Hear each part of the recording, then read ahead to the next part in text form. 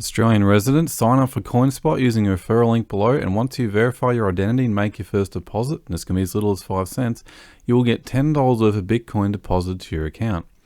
Just a word of caution though, I would not advise using Poly. They ask for your internet banking details, this really isn't needed. Otherwise, I'll use this exchange safely and direct deposit works fine. If you're overseas, you can still sign up for CoinSpot and find your account in a cryptocurrency using a link below, which will support this channel. This is a great place to buy ISO20022 coins, such as XRP and XDC. Now let's go on to the video. This is not financial advice, but this content will help guide you in your research.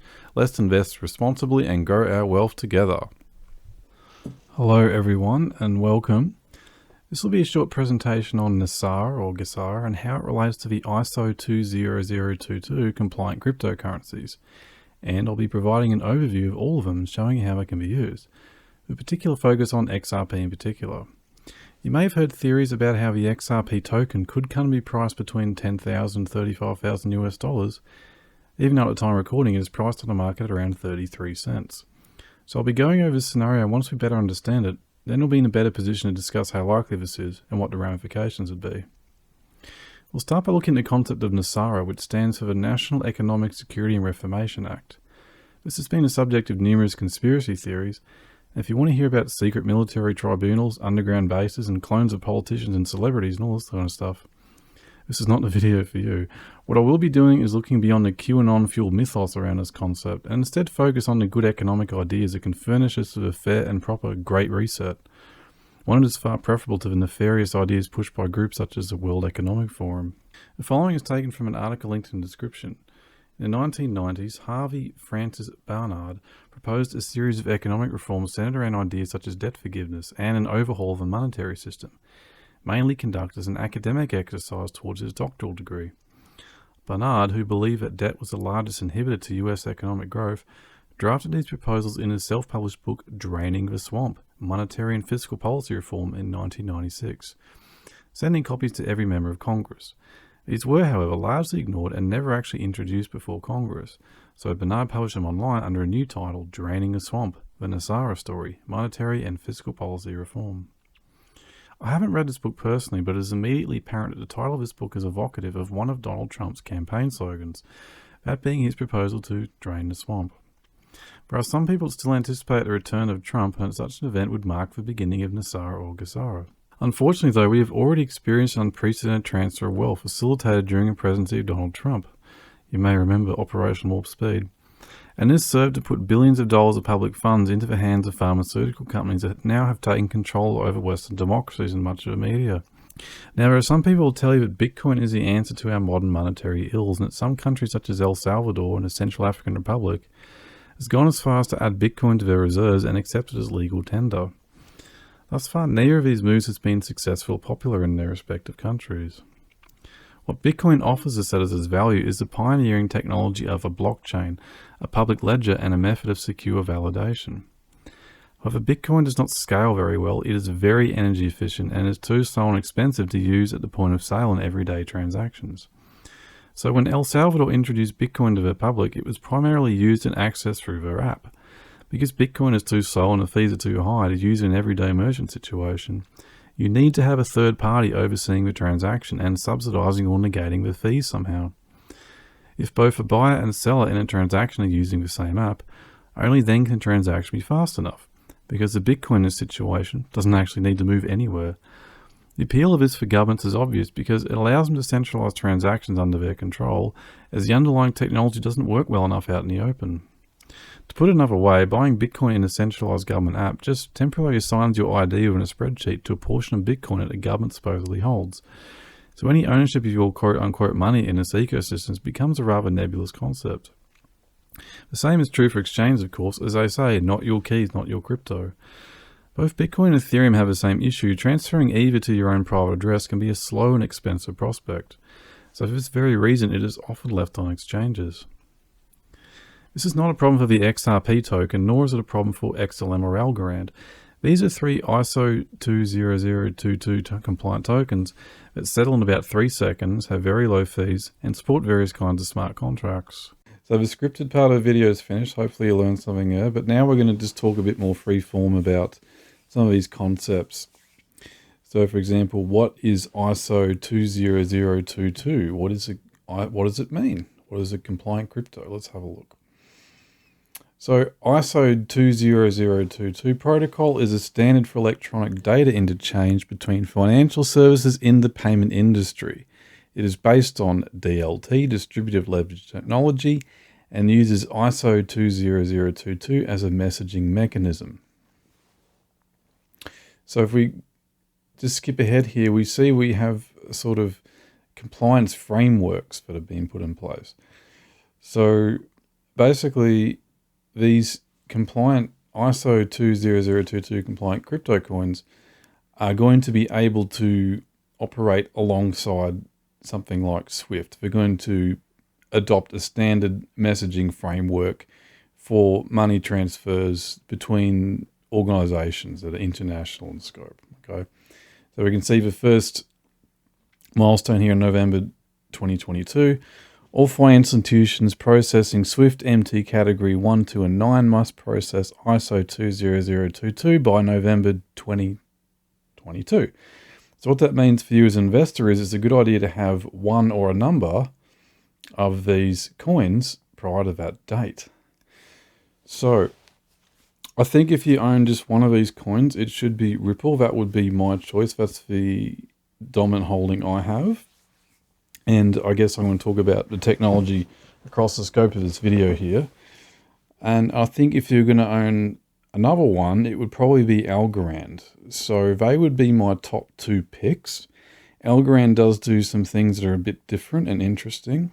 So for example, when you have an amount of Algorand, you can choose to stake that amount and earn interest and participate in governance. So if that's of interest to you, I would check that out. I don't personally like DeFi because to me that just means that new financial services are propping up that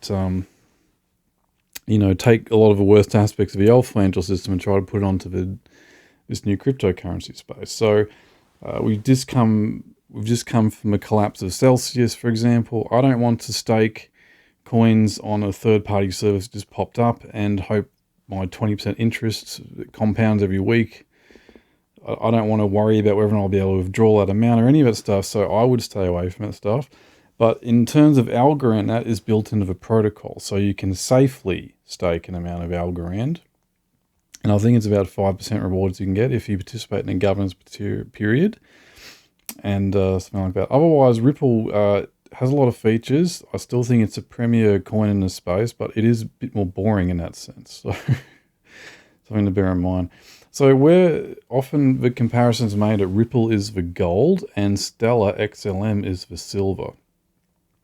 So I think I like the fact as a Ripple investor, Stellar is there as well. I think that if Ripple drops the ball in any way, that Stellar can sort of, pick it up and run with it. So I think having Stellar nipping at the heels of Ripple keeps them honest. I think it's good for the space in general, but I don't personally see a reason to, hold both. Unless you're the type of investor you're just like, well, I'm not sure which one of these is going to come out ahead. I'll just throw some money on them both and to see what happens in a year from now or something. That's a perfectly valid way to invest. But as someone that watches the space fairly often, I know how easy it is to transfer Ripple into Stellar or vice versa. I don't see a reason to hold both if you're keeping up to date with events and things like that. But it is good for the space that's there. But I don't think Stellar does really anything particularly unique that makes it stand out. So another one here is IOTA. This is kind of an interesting use case. It seems to be really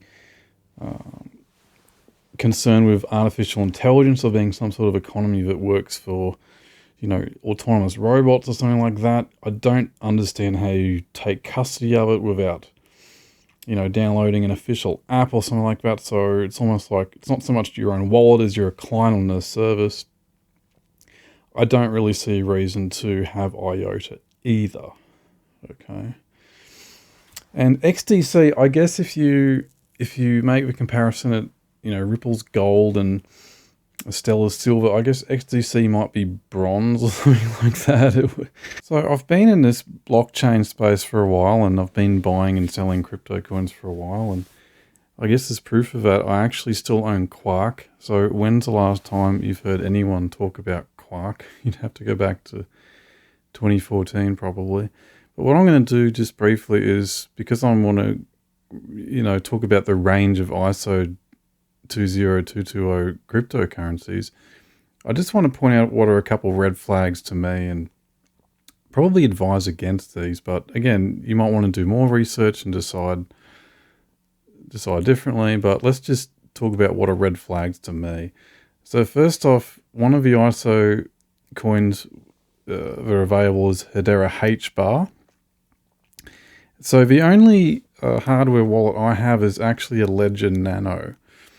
And the first little red flag we get here with Hedera HBAR is that the Hedera app is developed and supported by the Hedera team. So this is a pop-up you don't get for other crypto coins. But basically, the first question I like to ask myself is what's stopping a developers dipping into a wallet and taking part of a balance? Well, I'm not sure. But it turns out HBAR isn't actually a blockchain at all. So there's a little bit of information about what Hedera and HBAR is. It's not a blockchain. Now, you might read this and decide that's a wonderful thing, but it's not really something I don't exactly understand how it fits into this cryptocurrency space. It's trying something very different. I don't really get it. What I can probably guarantee is that most people buying it probably don't get it either. So let's move on from Hedera HBAR. And I want to talk about Quant. So another one is Quant. And Quant is an ERC20 token. So I guess by way of introducing this and why I'd stay away from it, I'll just read a little bit of this Reddit thread. Someone's asking a very good question here. Why doesn't Quant have their own blockchain? Curious to know why they decided to build onto ETH, that's Ether, instead of creating their own blockchain. Ether is slow and expensive, or does that not matter at all? And if not, then what purpose does a token have in running the overledger? So overledger is sort of the buzzword that you see with Quant. They call it an overledger. So someone chimes in here and says, the token executes cross-chain or cross-network smart contracts. It's like the grease that allows gears to run smoothly. So that's I guess you can call it an overarching principle of what it is Quant does. So smart contracts, again, these aren't a buzzword. Smart contracts are the sort of thing that govern, for example, minting and selling NFTs. So when you mint an NFT, that is done via a smart contract, which if you buy an NFT, you are doing it as part of that smart contract. And then it's executed on the blockchain, and you take ownership of the NFT, the non-fungible token. So in this case, if I was to think, well, what's the possible use case for that? There are NFTs that are generated on Ethereum. There's NFTs generated on Algorand, for example. So you might want to have a look at some NFTs I have on the AB2 gallery, for example. That's just sort of, my dipping my toes in the water of NFTs. I've got 10 there on a gallery. And yeah, you can mint NFTs, buy NFTs on Algorand without spending a lot on fees, whereas you can't do that on Ethereum. There's a big cost involved for minting an NFT on Ethereum because of gas fees. So if you wanted to, if Quant could solve a problem there, if Quant can unwrap an Ethereum NFT and stick it on another chain, that would be something. But if I look at an article explaining what are cross-chain NFTs, Quant isn't mentioned at all. How to move NFTs across blockchain, basically it comes down to a situation where you might be able to do it on certain marketplaces. And otherwise, there are certain cross-chain solutions that are in development. None of them mentioned are Quant. We've got Engine, OneChain, Polkadot, or Scotty Beam. These are all projects working on cross-chain technology. Quant isn't mentioned here. So let's look at a few of these things. Because Quant is an operating system first, that doesn't really matter. Of course, for traders, there's ETH. But Quant token wasn't built with that first aspect in mind. For that, Quant businesses are relevant. Another one here. Quant is not a blockchain or any other DLT. They are a blockchain agnostic, blockchain independent operating system. This is actually a crucial part of what sets them apart from the rest of the space and gives them that deep competitive edge over everyone else. Imagine you're a large financial institution or government with billions under management. Would you A, choose one single siloed blockchain network and hope like hell stays ahead of its competition, or B, choose a 100% interoperable blockchain agnostic operating system that can switch between any supported network, can develop multi-chain dApps and tokens, and can leverage multiple features from multiple blockchains at the same time to create truly innovative business models and solutions? It's a no-brainer. With Quant, you're more nimble, maneuverable, and versatile. This is what will enable Overledger to flourish when the vast majority of projects will inevitably crash and burn. Quint is like a future-proof blockchain sponge. It just absorbs the best tech and combines it with other technologies. So, it sounds impressive, but what do you think happens to your Quant if Ether goes down? Okay, this is an ERC20 token. Let's not forget that. What does it matter if they call themselves blockchain agnostic if they're not deployed on any other blockchain? Okay, so Circle is a stable coin, USDC. They are an ERC20 token, but they've also deployed on other blockchains. That's real. That's something they've actually done. That's a proven.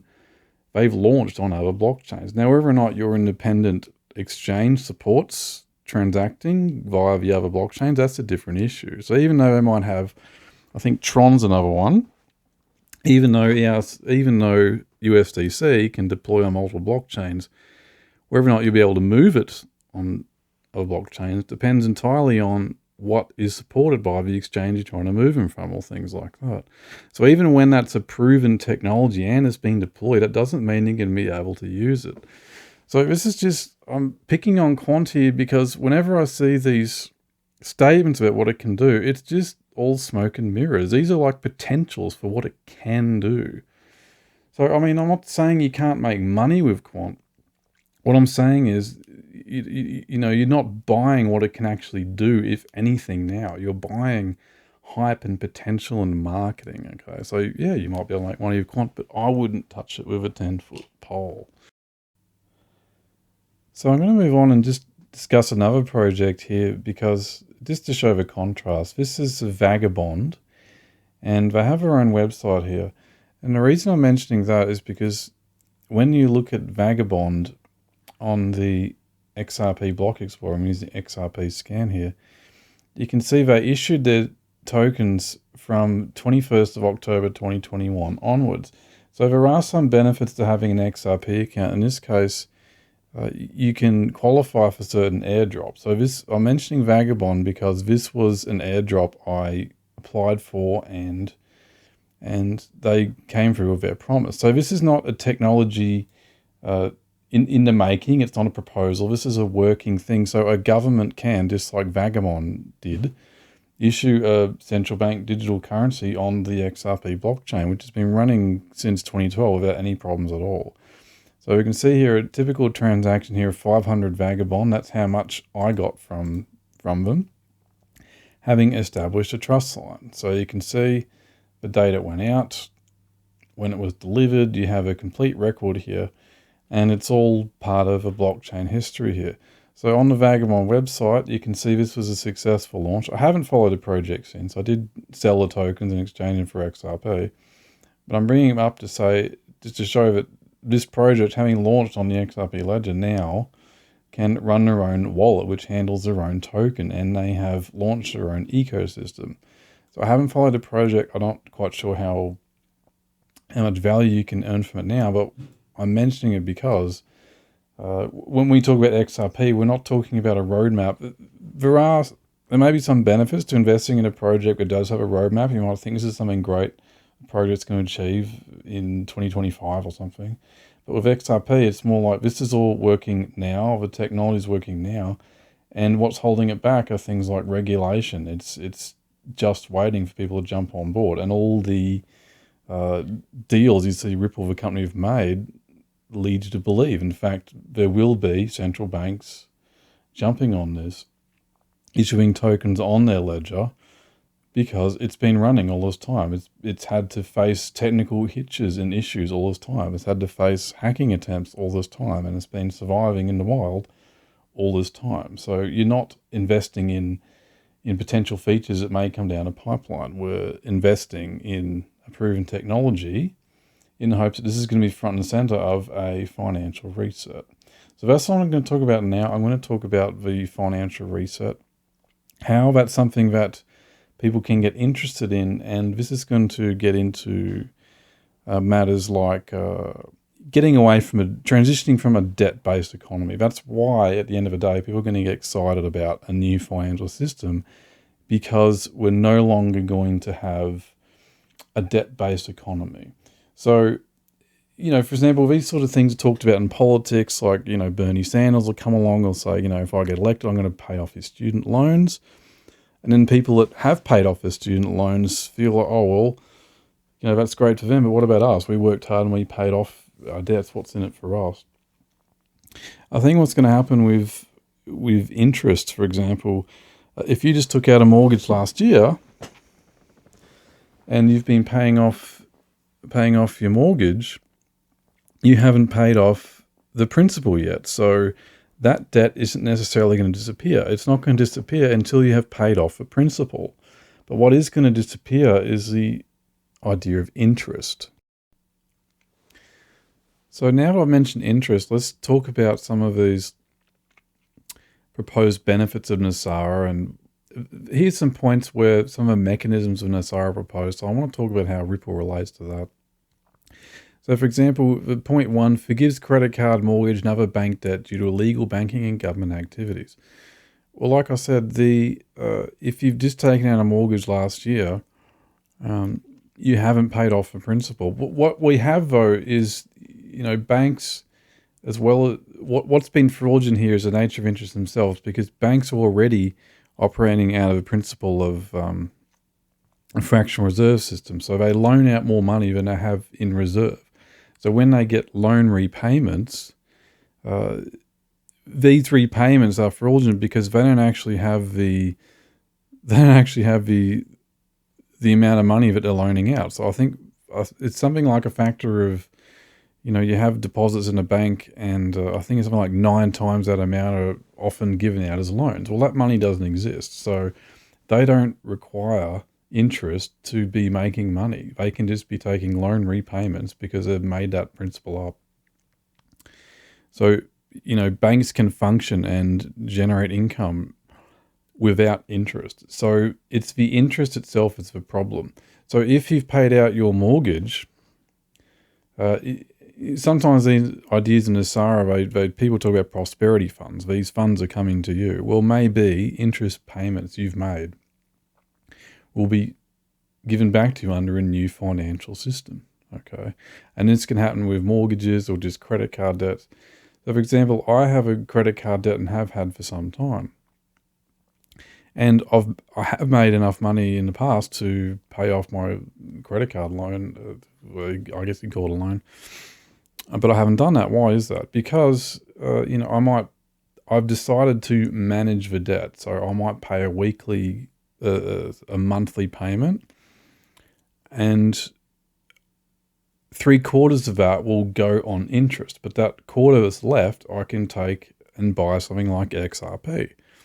And I've been doing that for a while because I have more confidence in the value of XRP in the future than I do in the value of the Australian dollar in this case. So I'm confident that even though I'm taking a hit of 25% or 75% rather, that money is going to appreciate more than 4 times. This isn't talking about XRP here. So I'm not saying you should max out your credit card but I already, in this case, and buy XRP, but in this case, I already had the credit card debt, and this is how I decided to manage it. But in this situation, if NESARA came along and all the debt of a world was collateralized, and that's what we're talking about when we talk about a $35,000 XRP, we're talking about putting a roof on all the money in the world. It's literally all the money. So that means that XRP is being set by consensus. We're not talking about one big green candle that shoots up to $35,000. We're talking about an amount that has set a roof on a monetary supply. So if a central bank does then issue, you know, a central bank digital currency, they do that in relation to the amount of XRP they have. They can't just, you know, do it like they've been doing with fiat money, just decide to create more. And that's another method of theft that's been using, has been inflation. They've been printing more, and that dwindles the amount of your savings. So yeah, if prosperity funds come, if you are, you know, given funds at the outset of a new financial system, it will be because interest payments you made are coming back to you, or, you know, savings that have been, you know, dwindled by inflation will be coming back to you. But these sort of calculations can only be made if you have something like XRP, you know, set at a certain valuation, and if it went to $35,000, that amount then wouldn't change. That would then be the roof, and then you would tokenize all the debt and distribute the funds accordingly. Okay, so the idea of a new financial system is that, you know, governments have gotten too big, financial institutions have gotten too big. And in the example of my credit card debt, for example, if I find myself with, you know, if a reset comes about and the institution say, okay, here's this money that you paid in interest, you've already paid back for principal, here's this money back to you. That money is no longer, at the moment, my credit card debt is something that can be sold to another organization. That, you know, it might be a credit card company sells that debt to another institution like BlackRock or something, right? So that's the nature of wealth transfer we're talking about. We're talking about taking your debt off a balance sheet. It's an income for some, you know, hedge fund or corporation or something, and then finds its way back to me in a situation. What would I do about money? I would then stimulate the economy. I would, you know, purchase things.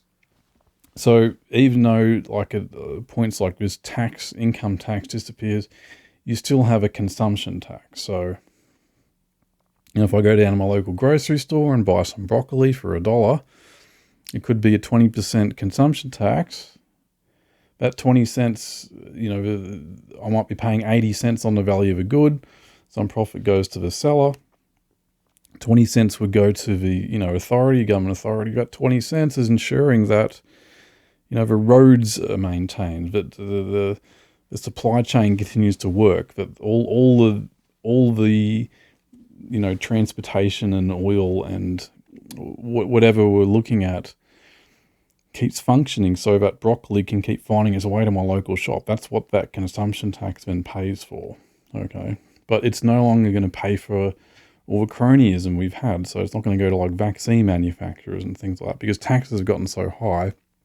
These are sort of abstract things that they've been doing with it. You know, they've been, you know, giving it to their, you know, friends and all this stuff. So let's not get derailed. But anyway, continuing to the benefits of NESARA, we have things like, we see that precious metals are mentioned here. I think one reason XRP is better than like you know, being backed by gold is that if we had XRP, Ripple, the company, manages all this escrow. In a situation, potentially, money that's in escrow, XRP as an escrow, could be going to different governments that then issue these central bank digital currencies. And the XRP is in their reserves. And then because it's on the blockchain, it's not a matter of dispute. We all know how much these countries would have, you know. So if Botswana says, okay, give us a bit of XRP out of escrow and we're going to issue our Botswanan dollar on the XRP ledger or something like that, we'll be able to see on the blockchain how much XRP is being held by Botswana.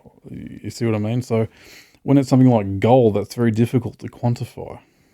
Okay. So when sanctions break out sometimes, we see something like, you know, gold we thought belonged to one country is actually being seized, but it never actually left London, all this stuff. So, you know, quantifying gold, amounts of gold, seeing how much countries have, this is all very hard to, you know, objectively and transparently, you know, understand for people. Whereas when it's on a blockchain, this is something that, you know, when you understand it, yeah, the reason I didn't like that other coin, I think HBAR, is because it's not a blockchain, so I don't get it. But the concept of the blockchain is something I've come to understand over years and I can trust. If someone creates an alternative, I don't necessarily know anything about it. There's no trust there. So I hope that's clear. But a few other points we've got here,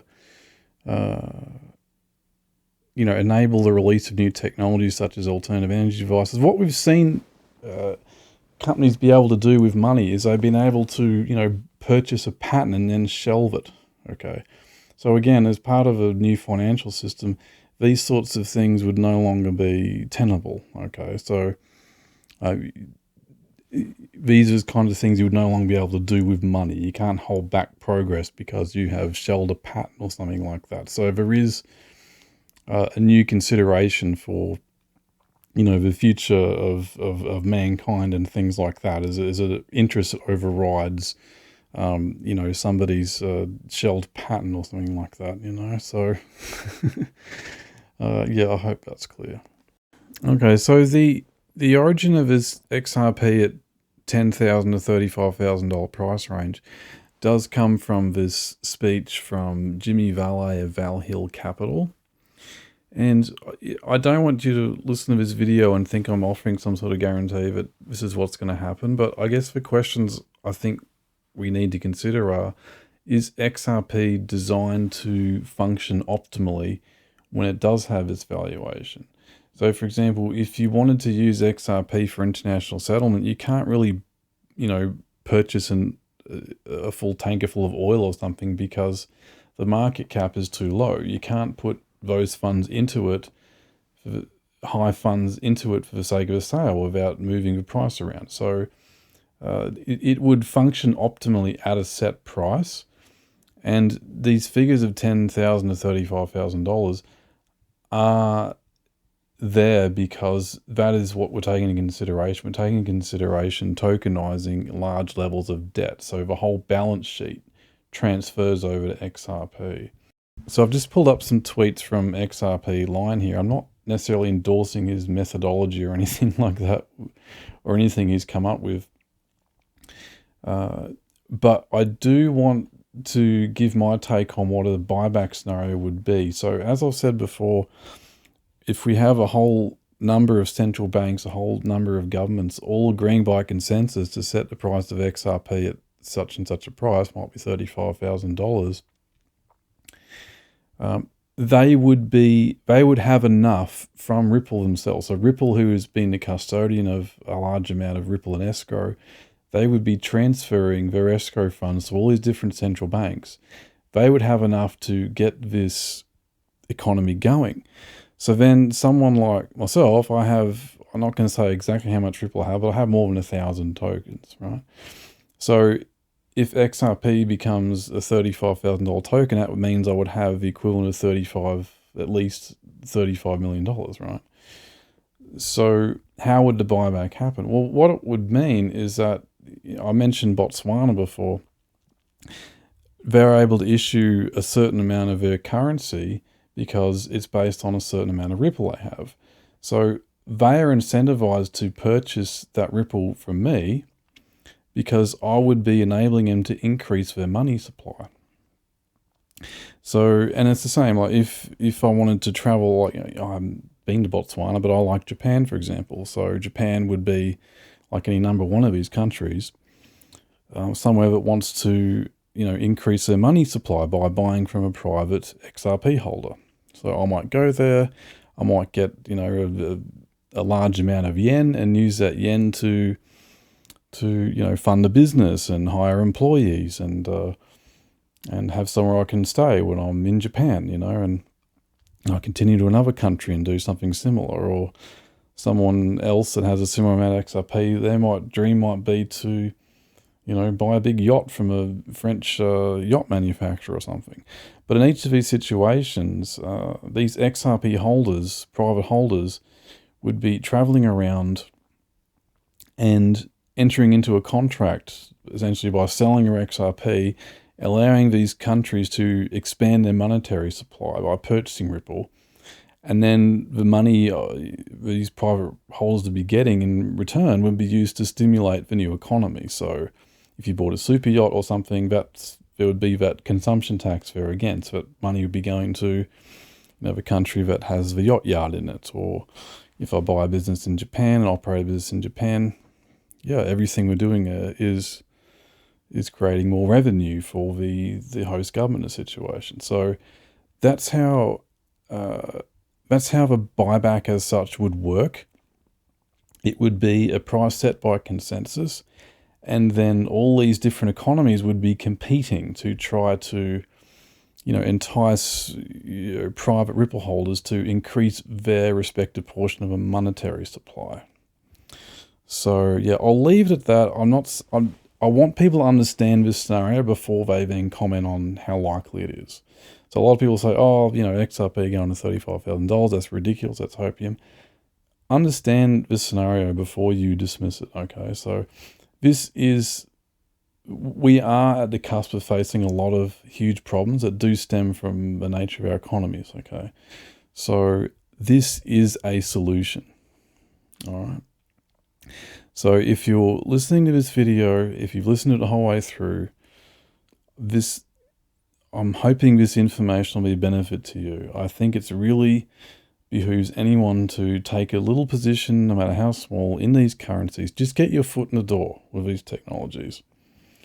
Don't spend more than you can afford to lose.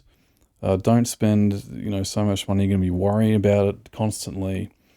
But if you're taking this information, get your position, keep it secure, have a cold storage solution, a cold wallet, and we'll see what happens, okay? So God bless, and I'll see you soon.